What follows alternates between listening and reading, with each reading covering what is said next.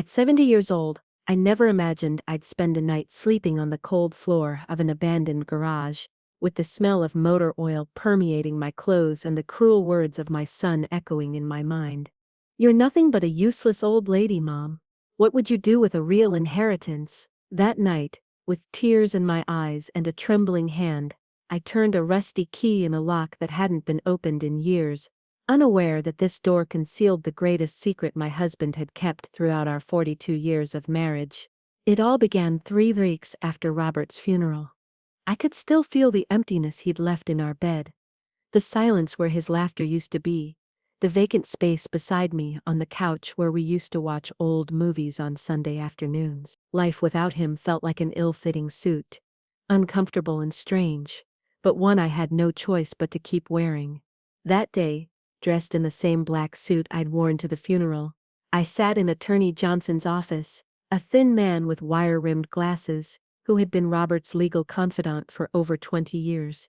My son Nathan sat beside me, impeccable in his tailored suit, constantly checking his phone as if he had more important matters to attend to than the reading of his father's will. "Mrs. Eleanor Harris," Attorney Johnson began, nervously adjusting his glasses. "Mr. Nathan, we're here for the reading of Mr. Robert Harris's will." He pulled a sealed envelope from his desk drawer and opened it with a silver letter opener. I felt my heart race. It was as if Robert was about to speak from beyond the grave. "To my son Nathan Harris," the attorney read in a monotonous voice, "I leave our penthouse in downtown Boston, as well as my primary investment portfolio." Nathan nodded slightly, as if merely confirming something he already knew. He showed no surprise or gratitude, just a kind of calculated satisfaction. I felt a chill run down my spine as I waited to hear my portion. Robert and I had built our life together. Surely he would have left me well protected.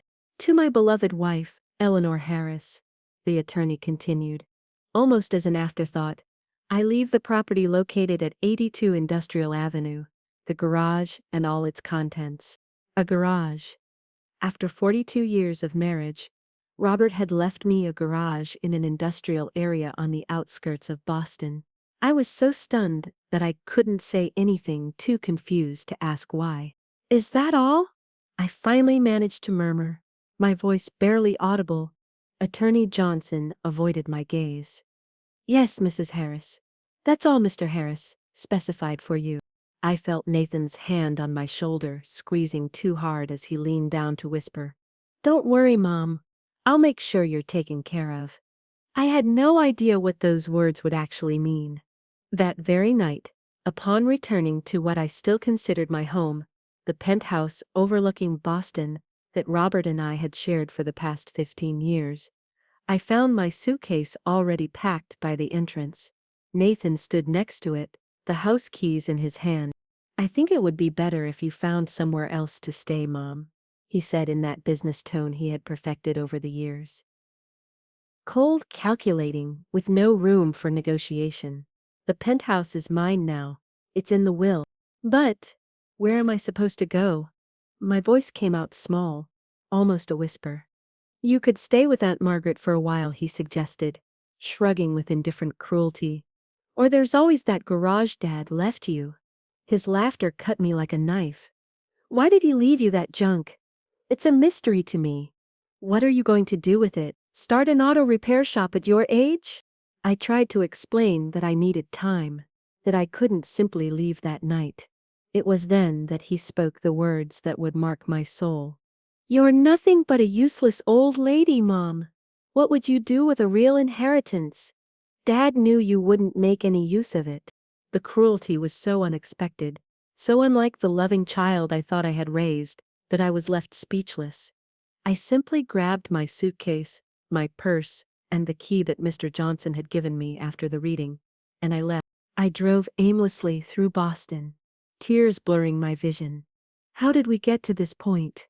How did I not realize what my son had become? The questions swirled in my head as I finally arrived at an unfamiliar street in the industrial district, looking at a neglected garage with a rusted padlock on the door.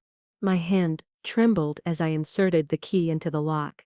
The door creaked as I opened it, and the beam of my flashlight cut through the darkness that had accumulated over years. And then I froze. The interior wasn't filled with old boxes or rusty tools as I had expected. The space before me contained 3 vehicles covered with carefully placed tarps. But what made me catch my breath was what I glimpsed: the unmistakable silver grille of what appeared to be a classic Aston Martin. With trembling fingers, I pulled back the tarp from the first car, revealing a 1964 DB5 in immaculate silver, identical to the one Sean Connery drove in the James Bond movies that Robert loved so much. The car gleamed as if it had just left the factory, not as if it had been forgotten in this dark garage for years. "Robert," I whispered into the silence. "What were you doing?" In 42 years of marriage, my husband had never mentioned that he collected cars. There had never been a hint of that passion, that investment, that secret life. The second vehicle was a 1956 Mercedes-Benz 300 SL Gullwing, with its gullwing doors and elegant lines that were easily recognizable even to my untrained eyes. And the third, a 1961 Ferrari 250 GT California Spider, its deep red reminiscent of the wine that Robert ordered on our anniversaries. Each car had a leather folder with documents, ownership papers, and maintenance records. Although I wasn't an expert, I knew these weren't just pretty cars, they were museum treasures worth. I couldn't even imagine. It was then that I saw an envelope taped to the wall with my name written in Robert's unmistakable handwriting. Next to it was a light switch that, when turned on, revealed that this was no ordinary garage. The space was professionally equipped with climate control systems, specialized flooring, and advanced security systems. It wasn't an abandoned building, but a meticulously planned automotive sanctuary. I sat in a leather armchair that I found next to a wall, the heavy envelope in my hands. With my heart racing, I opened it and began to read. "My dearest Eleanor, if you're reading this, it means I'm gone, and you've discovered what I've come to consider my final gift to you." Robert's first words made my hands tremble. I took a deep breath and continued. "First, I must apologize for the shock and confusion you must be feeling right now. The secrecy wasn't to hurt you, but to protect what I was building for your future." A tear rolled down my cheek. Robert had always taken care of me, but I never imagined to what extent. 6 years ago, when I received the diagnosis, the doctors gave me a maximum of 5 years. I beat them by 1, but I knew our time together was limited, and I needed to ensure you'd be okay after I was gone. I stopped reading, trying to contain my tears. The diagnosis of progressive heart failure had been devastating, but Robert always downplayed it, saying we had plenty of time ahead. I never imagined he had been planning his farewell from the beginning. "I know you must be wondering about the will, about why I left our home to Nathan instead of to you. Believe me, that decision caused me more sleepless nights than my own health." My hands were shaking so much that I had to put the letter down on the floor for a moment. "Over the last decade, I've watched our son change. The caring young man we raised became something different. Something harder and more calculating than I had hoped for. The truth is, I feared what would happen to you if I left everything to both of you, or even if I divided things equally. Nathan would have found a way to control the assets, to manage your portion for your benefit, as he would say." A tear fell on the paper, slightly staining the ink. "I've seen how he speaks to you when he thinks I'm not listening, how he dismisses your opinions and needs." I hadn't realized that Robert had noticed these things.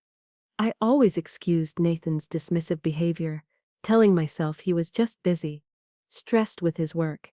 So I made this divided inheritance on purpose. Nathan received what he will see as the valuable portion: the penthouse, the visible investments, the status symbols. But what you're seeing now, my love, is the true wealth. These 3 cars alone are worth around $14 million. $14 million.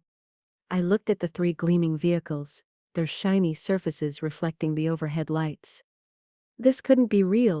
The documents will confirm they are originals, and you'll find the contact information for James Carter, my trusted dealer and advisor for these acquisitions. He can help you with whatever you decide to do with them. I kept reading, each word revealing more of Robert's meticulous plan. But the cars are just the beginning. In the safe behind our photo in Napa Valley, the code is our anniversary. You'll find documents for several investment properties I purchased over the last 6 years, all placed in a trust that transfers to your name upon my death. You'll also find information on bank accounts that will provide you with a comfortable life for the rest of your days. I rose, unsteadily, and walked to the framed photo on the wall. Robert and I in Napa Valley, laughing as a street musician serenaded us during our 35th anniversary trip. The safe opened with a soft click as I entered our anniversary day. Inside, I found a thick folder and several labeled USB drives. The main document was titled Complete Inventory of Assets for Eleanor Harris. I opened it and immediately had to sit down again as columns of numbers and property descriptions danced before my eyes. Apartment buildings in Portland, a commercial property in Seattle, a small vineyard in Sonoma County, portfolios of stocks, bonds, investments. The total value at the bottom of the page left me breathless. I returned to the letter with trembling hands. I know this is overwhelming, and I'm sorry for having kept it secret. At first it was just a project to not dwell on my anxiety about the future, but as the portfolio grew, I realized that revealing it prematurely might put you at risk if Nathan learned the extent of these assets. Robert had known, he had anticipated exactly what would happen. He had foreseen how Nathan would react. I've always believed that character is revealed most clearly in moments of inheritance. Nathan is receiving a test as much as an inheritance, and you, my love, are receiving the means to live the rest of your life exactly as you choose, without owing anything to anyone. All my love, now and forever, Robert. I hugged the letter, tears flowing uncontrollably. After 42 years of marriage, I thought I knew everything about my husband. Instead, it seemed I was only now discovering the depth of his love and foresight. The irony didn't escape me. Just hours earlier, my son had thrown me out of what I thought was my home, calling me a useless old lady, while he believed he had gotten a valuable inheritance. How wrong he was about everything. I spent that first night on the leather sofa I discovered in a small adjoining office. By morning, I realized how well Robert had planned everything. The office had a small bathroom with a shower, a mini fridge with water and basic food, and even a small closet with several changes of clothes in my size, still with tags attached. Daylight showed that the garage wasn't an abandoned place, but a carefully renovated facility. What appeared neglected from the outside was an intentional ruse, hiding the treasures within. After a simple breakfast, I called the number for James Carter that Robert had included in his letter. He answered on the second ring. "Mrs. Harris, I've been expecting your call," said a warm, professional voice. "First, please accept my deepest condolences for your loss." Robert wasn't just a client but a friend. 2 hours later, an elegant man in his 60s arrived. James Carter looked exactly as his voice sounded. Gray-haired, impeccably dressed in a tweed jacket with leather elbow patches.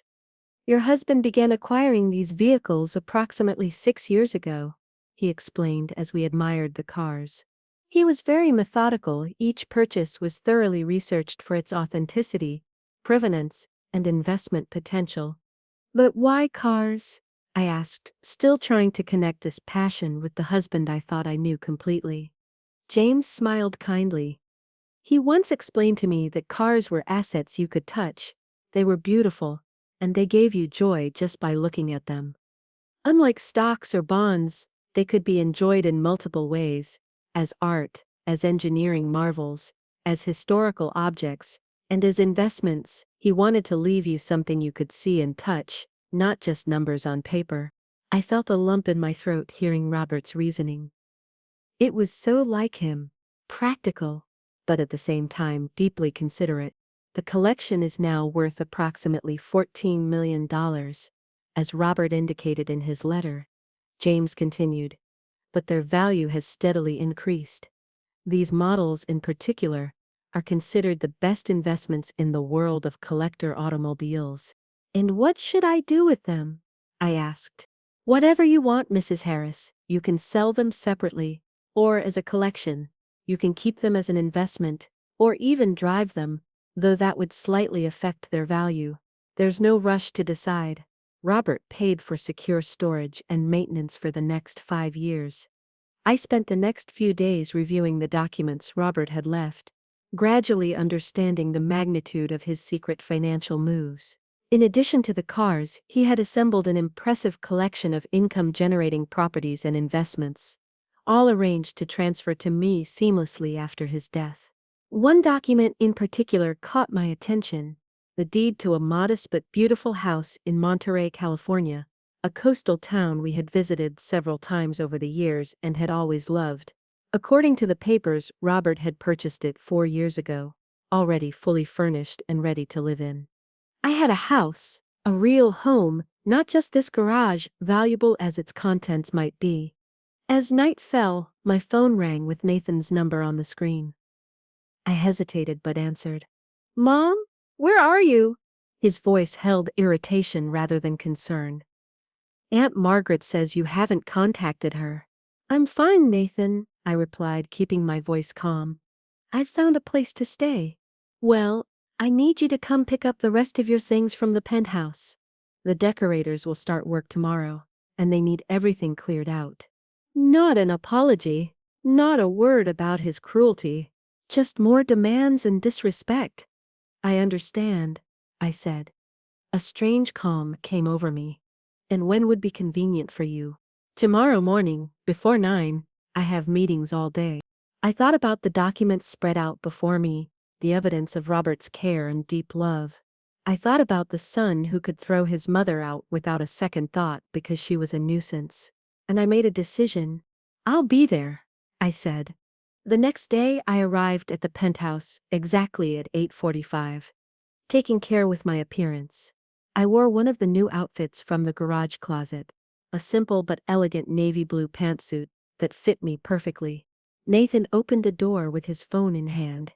He barely looked at me as I entered. The place already felt different, emptier, colder. Several of my decorative items were missing, and the family photos that had lined the hallway had been removed. "Finally," he said, "I've packed most of your personal things. The decorators will be here at 9:30, so we need to be quick." Not a good morning, not a question about where I had spent the night after he had thrown me out of my home. Just the rush of his own plans. "Good morning to you too, Nathan," I responded, my voice firmer than I expected. "I see you've already started redecorating." He shrugged, leading me toward the master bedroom where several boxes were stacked. "No point in waiting. The place needs a complete renovation to be worth more." "To be worth more?" I repeated. "I plan to sell it at some point. It's too big for one person, and the market is good right now.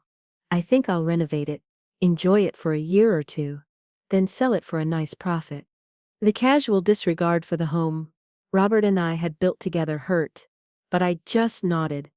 "I see. And what about Robert's things?" Nathan vaguely gestured toward more boxes in the corner. "I kept his Rolex and the cufflink collection. The rest is just clothes and old stuff. You can take whatever you want. I'll donate the rest to charity." "Old stuff," I repeated softly, approaching the boxes. Inside the first one, I found the books that Robert had cherished, his collection of antique fountain pens, the sweater I had given him last Christmas, which still smelled like him. Each item was a piece of the man I had loved, now considered useless by our son. I began to carefully sort through the boxes, separating the things that were precious to me, while Nathan paced impatiently, checking his watch every few minutes. "Can't you hurry up?" he finally snapped. "They're just things, Mom. You don't even have a place to keep all this stuff." I looked at him, really seeing the man my son had become. Handsome like his father, but without Robert's warmth or compassion in his eyes. "I do have a place," I said calmly, "and I'm going to take the time I need. These aren't just things, Nathan, they're memories." He rolled his eyes. "Fine, I have calls to make. Just finish by 9:30. He walked out without looking back. As I continued carefully selecting items, I found myself going through stages of grief, not just for Robert, but for the son I thought I had raised. Had he always been this cold, this rude? I had simply refused to see it, making excuses for his increasingly insensitive behavior. Robert had seen it clearly, so clearly that he had made an elaborate plan to protect me from our own son. In the back of a closet, I found something unexpected. Robert's old leather briefcase, pushed into a corner.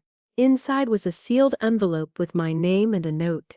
"If you find this, Eleanor, it's an extra copy of everything in the garage safe. Just in case." My husband, so intelligent and cautious, making backups of his backups. When the doorman helped me load my things into the car, I looked at the building one last time.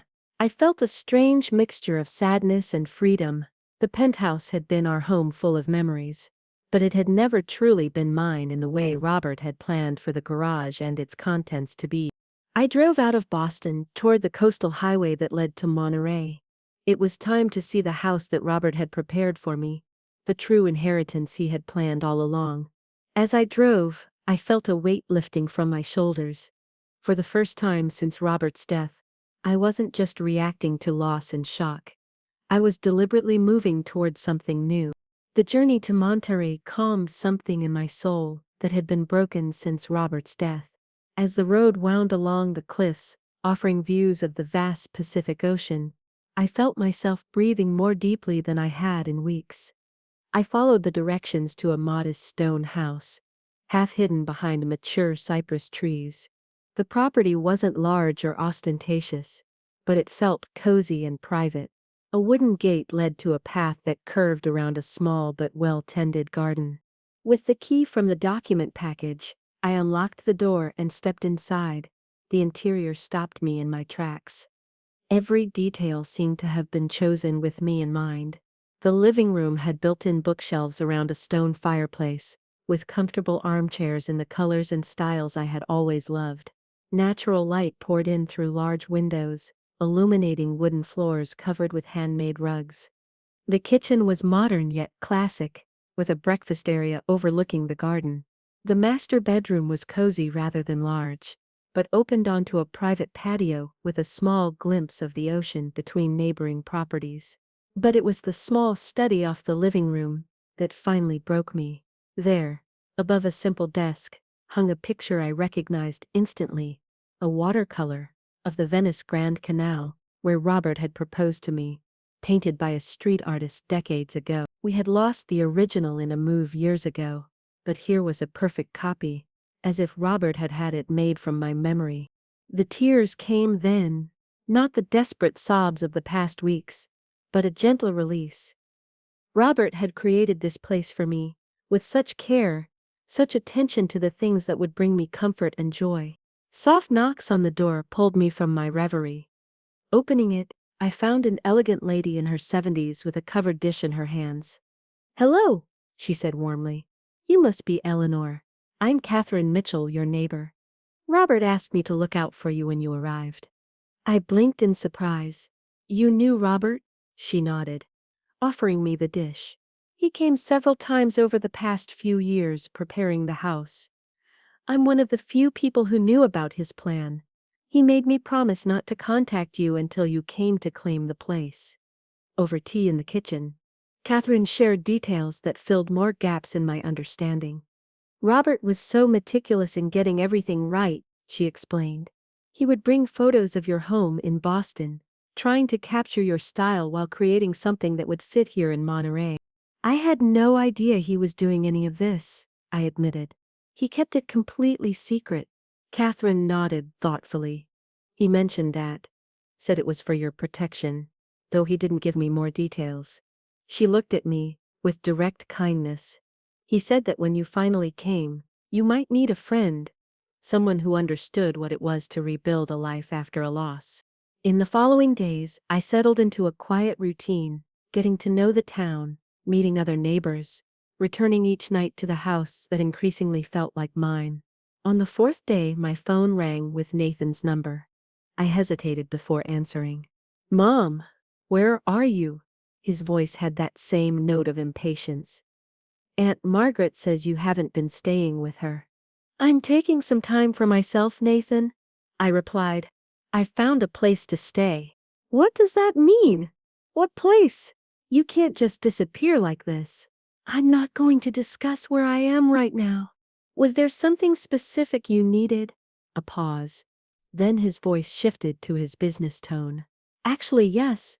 I've been going through Dad's papers more thoroughly and found some references to additional investments that weren't in the will. I think there might be accounts or properties we still don't know about. My heart beat faster, but I kept my voice steady. Oh? What kind of references? Nothing specific, just notes about meetings with financial advisors I don't recognize. Some cryptic comments about securing future assets. Nathan was getting suspicious, looking for assets he believed were rightfully his. How long before he discovered the truth? If there were additional assets, I'm sure Mr. Johnson would have mentioned them. I replied. Maybe, said Nathan, unconvinced. Look, when are you coming back to Boston? Should we talk about this in person? I'm not sure when I'll be back, I responded. I need this time away.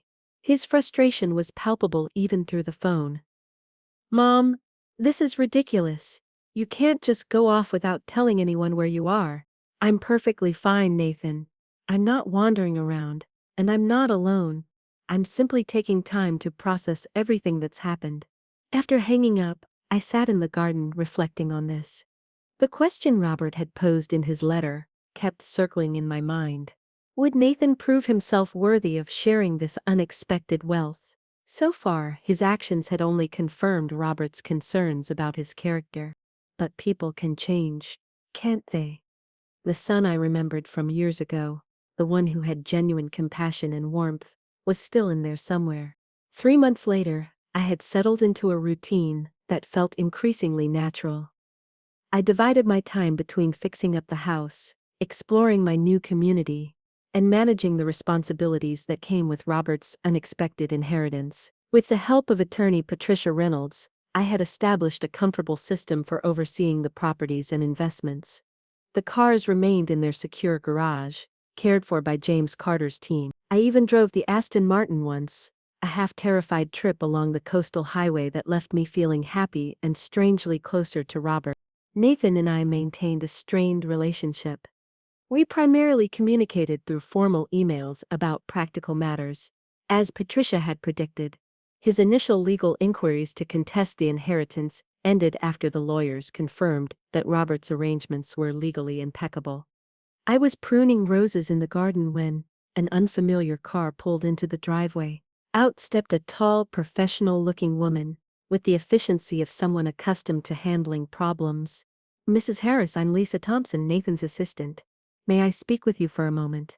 Something in her manner, tense and urgent beneath the professional veneer, gave me a chill of concern. In the living room, Lisa sat on the edge of the armchair, declining my offer of tea. Mrs. Harris, I'm here because Nathan has encountered some serious problems. He asked me to speak directly with you, as he felt you might not answer his call. What kind of problems? I asked, though a sense of inevitability told me I already knew. Financial ones, primarily. She opened a thin folder. The costs of renovating the penthouse exceeded the budget by nearly double. There were structural issues that couldn't be foreseen, which required significant additional investment. I wasn't surprised. Robert had mentioned the building's structural problems years ago, though his suggestions about maintenance had been dismissed as unnecessary expenses. At the same time, Lisa continued, Nathan's primary investment failed. He had put substantial money into a development project that ran into licensing issues.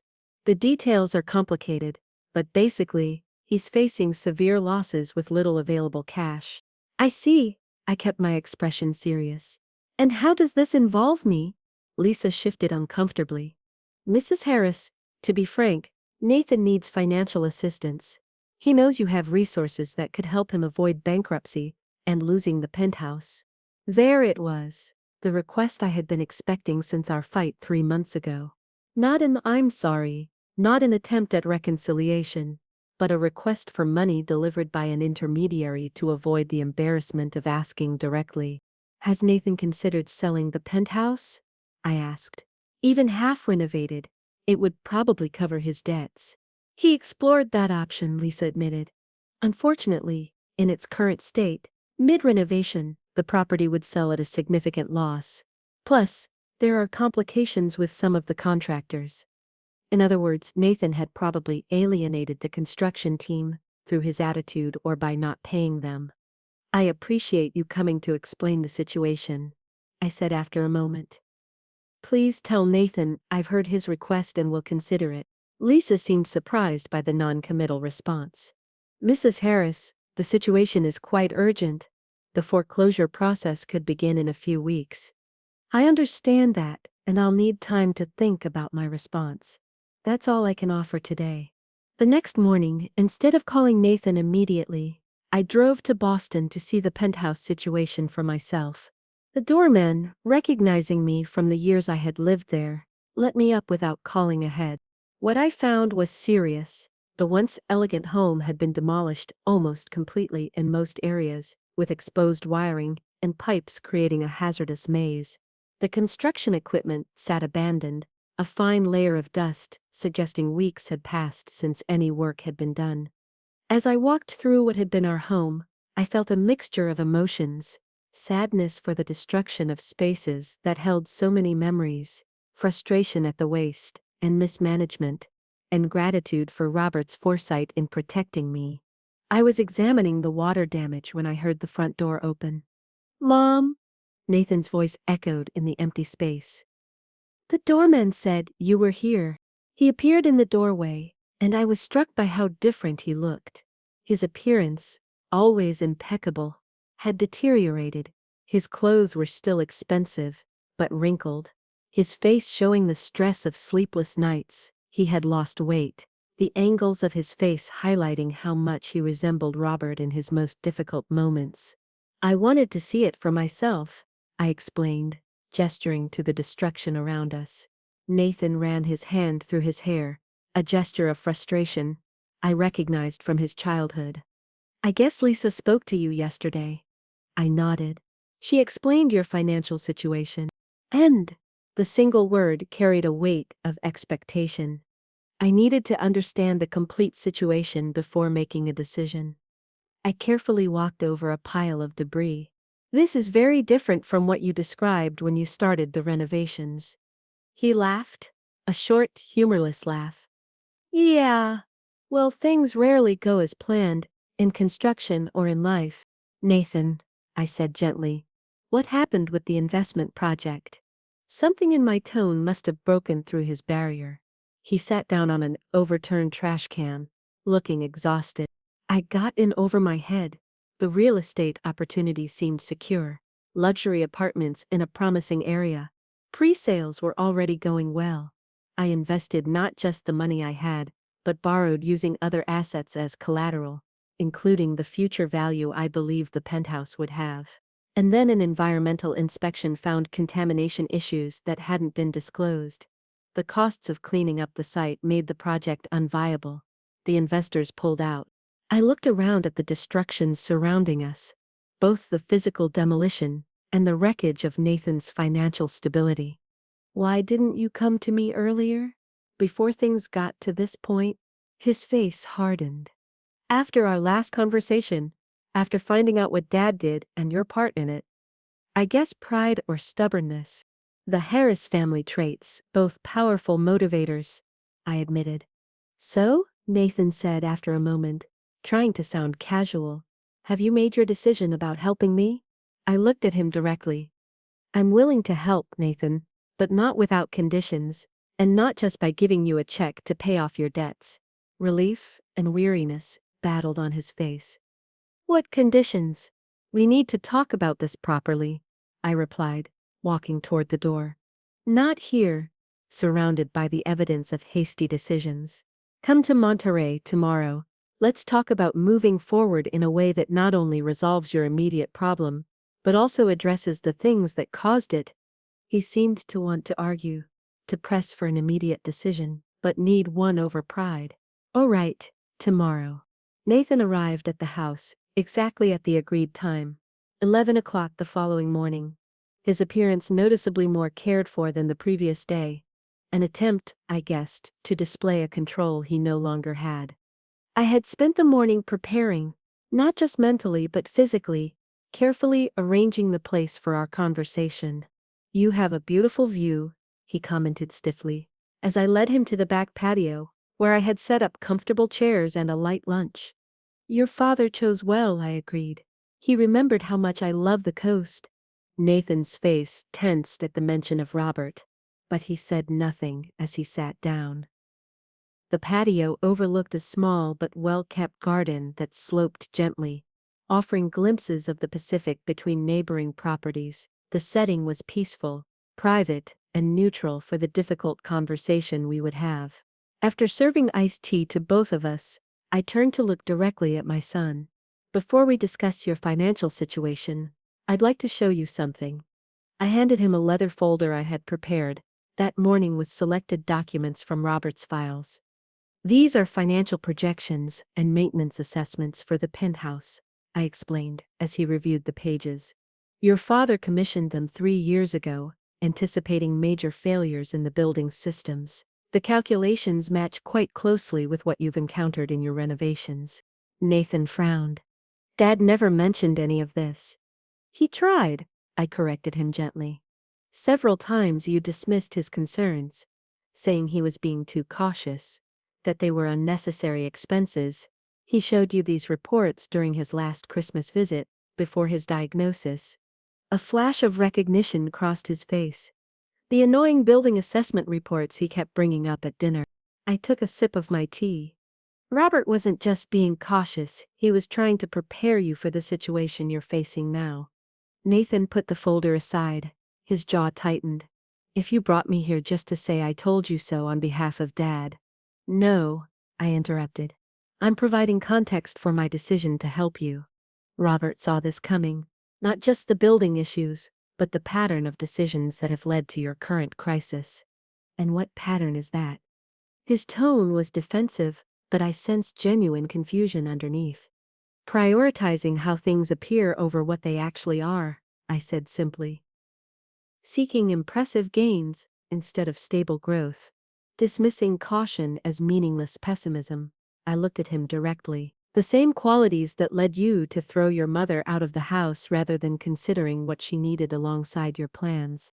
He had the decency to look ashamed for a moment. "I shouldn't have handled that the way I did." "No," I agreed. "You shouldn't have." A silence fell between us, broken only by the distant sound of waves and the occasional call of seagulls. Nathan shifted uncomfortably, not used to me being so direct. Throughout his adult life, I had been the peacemaker, the one who smoothed things over, the one who accommodated his moods. "So, what are you proposing?" he finally asked. "What are these conditions for your help?" "First, complete transparency," I replied. "I need to see everything. All accounts, debts, contracts, commitments. Nothing hidden, nothing omitted for convenience." He nodded stiffly. "Fine. What else?" "Professional financial management from now on," I continued. "You've demonstrated that your judgment in these matters is affected by impulsivity and overconfidence. Any money I provide will be managed through funds with proper oversight." His face darkened. "So I'll be on an allowance like a child?" "Like someone who has made serious financial mistakes and needs protection while recovering," I corrected him. "It's not a punishment, Nathan. It's to protect the money and yourself." "And I suppose you'll be controlling these funds?" "No," I said, surprising him. "Independent administrators with fiduciary responsibility." "I'm not interested in controlling your life, just ensuring that the help I give you actually helps you improve in the long term." He absorbed that, clearly struggling between his desperate need for help and his resistance to losing autonomy. "And the penthouse stays mine?" "The most practical solution would be to sell it," I said, watching his reaction. "Even in its current state, it would cover a significant portion of your debts. You could start fresh, perhaps with a more manageable property." "Sell it?" The idea seemed to genuinely shock him. "But it's our family home. It's where Dad and you..." It's a physical place, Nathan, I interrupted gently. One you were eager to dismantle and change just a few months ago. The memories aren't in the wall. He stood up suddenly, pacing the small patio. You don't understand. Selling it would be admitting my total failure. Everyone would know. And there it was. The core of his resistance. Not emotional attachment to our family home, but concern about what people would think of him selling it under financial pressure. Appearance over substance. Once again, people already know, I said calmly. Construction stopped months ago. Contractors have filed lawsuits to be paid. The financial community talks about these matters. He stopped pacing, his shoulders slumped. I've really messed everything up, haven't I? The vulnerability in his voice took me by surprise. For the first time since Robert's death, I saw my son beneath his defenses, confused and finally facing the consequences of years of prioritizing appearances. Not everything, I said, my voice softening. But you've created a serious problem that will require equally serious changes to fix it. Nathan sat back down in the chair, suddenly looking exhausted. So what are you offering exactly? A structured path forward, I replied. I'll create a fund that pays your most urgent debts and prevents bankruptcy. We'll hire professionals to either complete the renovations or prepare the penthouse for sale, depending on what makes the most sense after an evaluation. And in exchange, you accept financial oversight for a defined period, work with a counselor on what's really led you to this situation. And, I hesitated, then continued firmly, make amends for how you treated me after your father died. His eyes met mine. Make amends? What does that mean exactly? It means acknowledging the harm you caused. It means understanding that relationships have consequences, just like financial decisions do.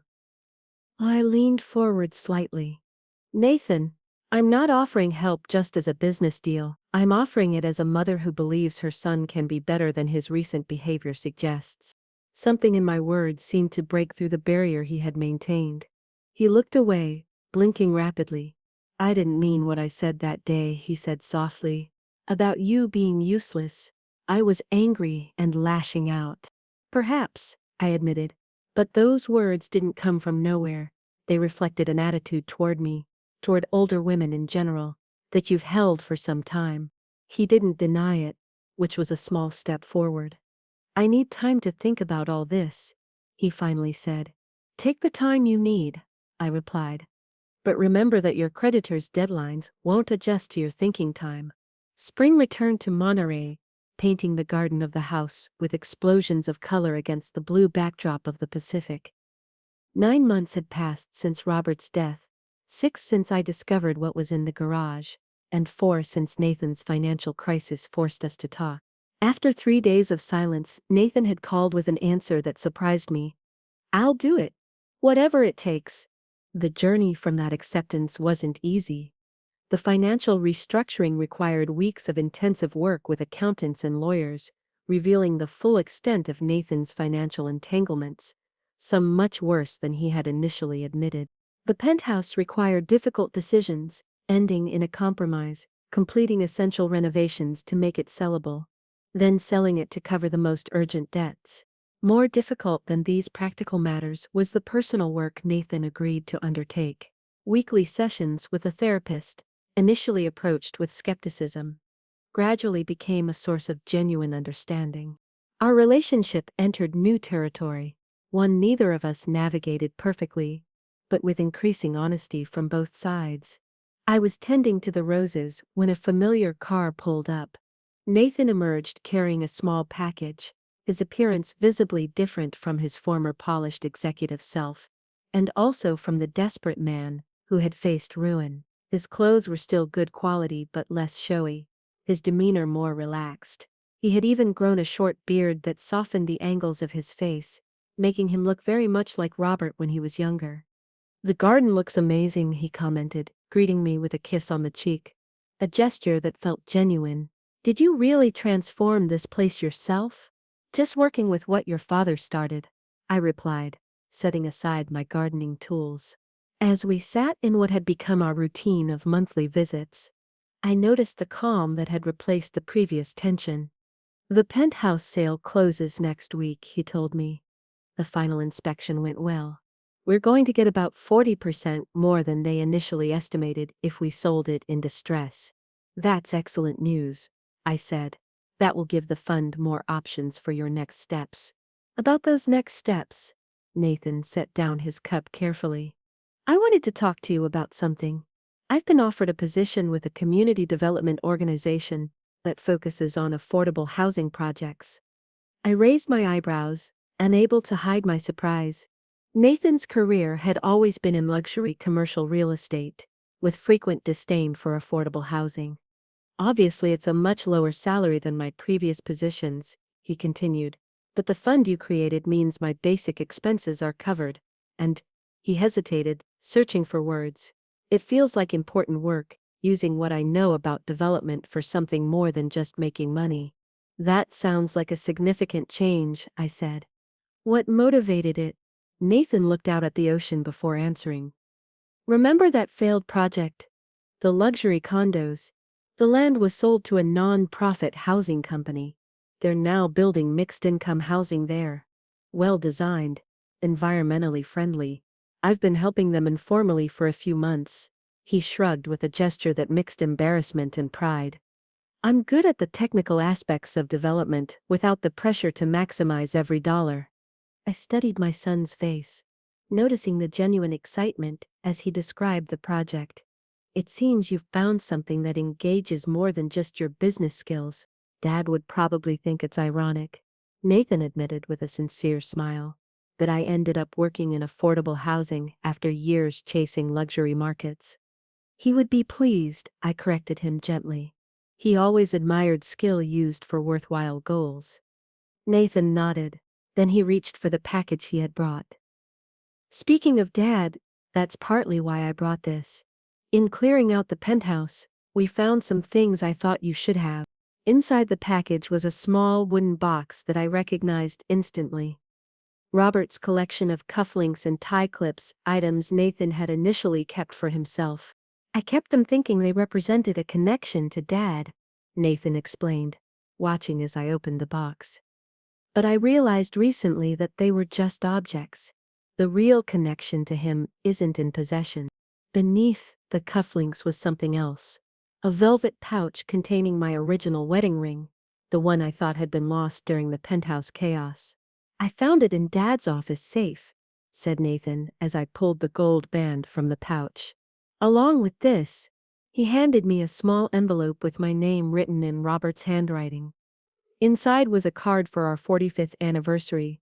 The first ring was a promise of the life we would build. This one celebrates the life we created. All my love, forever. Hidden in the card was a receipt from a jeweler for an eternity ring, dated just weeks before Robert's final hospitalization. A gift he didn't live to give me.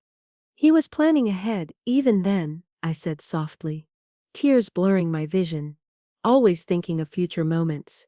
The jeweler still had the order, said Nathan. I picked it up for you. He took a small box from his pocket and handed it to me. Inside was a delicate ring of sapphires and diamonds. Simple, elegant, exactly my style. The stones caught the spring light, sending prisms dancing across the patio table. Oh, Robert, I whispered, slipping the ring onto my finger next to my original wedding band. They looked perfect together. The simple gold of the beginning, the gems of a journey already traveled. Nathan watched in silence, giving me this moment of connection with his father. When I finally looked at him, I saw something in his face I hadn't seen in years, a softness, a respect that didn't feel impatient. As he prepared to leave, Nathan paused at the garden entrance. I wanted to ask, what happened with those cars? The ones in the garage Dad left you? I smiled, recalling my recent conversation with James. I'm keeping the Aston Martin. Robert would have loved knowing I sometimes drive it along the coast. The others will be sold, and the money split between a foundation supporting financial education and a trust for your future children, if you have any. Future children, Nathan repeated thoughtfully. That's optimistic. Your father was always an optimist at heart, I replied. Beneath his practical plans was the belief that people can grow, can become better versions of themselves, if given the right opportunity. That evening, I drove the Aston Martin along the coastal highway, the powerful engine roaring as I took curves. Robert never saw me navigate. The sunset turned the sea to liquid gold, while my hands, adorned with the simple ring of the beginning and the circle of gems of the conclusion, moved the steering wheel with increasing confidence. You were right, I said aloud to Robert's memory, my voice carried by the wind. In so many things. The garage that was useless and once represented my son's contempt for my worth not only changed my life, but our relationship too. The inheritance that seemed so cruelly unfair turned out to be Robert's final display of wisdom and love for us both. As I returned to my home, I felt that everything had come full circle, that one cycle was ending and a new one beginning. Whatever the future might bring, I would face it with the security of Robert's plans, the lessons of this difficult year within me, and the wisdom I gained from knowing my own worth, guiding me. The garage key, which once only opened a physical door, had finally unlocked something much more valuable, a new understanding of love, legacy, and the courage to begin again, regardless of age or circumstances. Every story carries within it an echo of our shared humanity. If this story has touched your heart, share it with someone special. Leave us a comment about what you felt, and subscribe to join us for more soul-reaching stories. Because every life tells a story that deserves to be heard. See you next time.